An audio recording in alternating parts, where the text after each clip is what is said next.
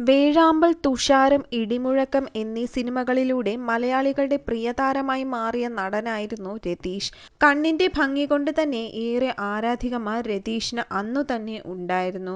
Romance ആയാലും villain കഥാപാത്രങ്ങളായാലും എല്ലാം നന്നായിട്ടായിരുന്നു രതീഷ് ചെയ്തിരുന്നത്. 1954 കലവൂരിൽ ജനിച്ച രതീഷ് 2002 ഡിസംബർ 24 അന്തരിച്ചത്. 1983 രതീഷിന്റെ വിവാഹം കഴിഞ്ഞു. ഡയാന എന്നായിരുന്നു രതീഷിന്റെ ഭാര്യയുടെ പേര്. എന്നാൽ വിവാഹത്തിനു മുൻപ് രതീഷിന് മറ്റൊരു സ്ത്രീയുമായി ബന്ധമുണ്ടായിരുന്നുവെന്നും അതിലൊരു മകൻ ജനിച്ചിട്ടുണ്ടെന്നുമുള്ള വാർത്തകളാണ് ഇപ്പോൾ പുറത്തുവരുന്നത്. രാധ എന്നായിരുന്നു അത്രേ ആ സ്ത്രീയുടെ പേര്.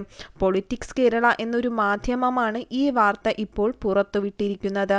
രാധയും രതീഷും തമ്മിൽ പ്രണയത്തിലായിരുന്നു എന്നും രാധയെ വിവാഹം കഴിക്കാൻ രതീഷ് ആഗ്രഹിച്ചിരുന്നതായും ഇപ്പോൾ അറിയുവാൻ കഴിയുന്നുണ്ട്. എന്നാൽ വീട്ടുകാർ ഈ ബന്ധത്തെ എതിർത്തിരുന്നു.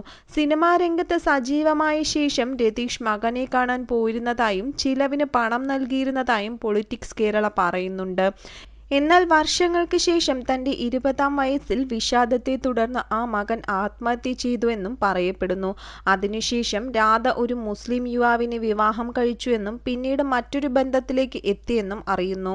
മകന്റെ ആത്മഹത്യയ്ക്ക് ശേഷമാണ് രതീഷ് മദ്യപാനം ശീലമാക്കിയതെന്നും ഇത് നടന്റെ തകർച്ചയ്ക്ക് കാരണമായെന്നും ചാനൽ റിപ്പോർട്ട് ചെയ്യുന്നു. ഈ വിഷയം ഇപ്പോൾ വലിയ ചർച്ചയായിരിക്കുകയാണ്. ഈ വാർത്ത സത്യമാണെന്ന് തന്നെയാണ് രതീഷിന്റെ നാട്ടുകാരായ കലവൂർ സ്വദേശികൾ പലരും പറയുന്നത്. എന്നാൽ രതീഷിന്റെ ആരാധകർക്ക് ഇതൊരു ഞെട്ടലായിരിക്കുകയാണ്. ഇതുമായി ബന്ധപ്പെട്ട ഔദ്യോഗിക വാർത്തകൾ ഒന്നും തന്നെ ഇതുവരെ വന്നിട്ടില്ല. അതുകൊണ്ട് തന്നെ ഇതിന്റെ സത്യാവസ്ഥയും കൃത്യമായി ആരും പറഞ്ഞിട്ടില്ല. പ്രേക്ഷകരുടെ വിലപ്പെട്ട അഭിപ്രായം എന്താണെന്ന് അറിയുവാൻ എല്ലാവരും കാത്തിരിക്കുകയാണ്. അതുകൊണ്ട് തന്നെ നിങ്ങളുടെ അഭിപ്രായങ്ങൾ കമന്റ് ബോക്സിൽ കുറിക്കുക.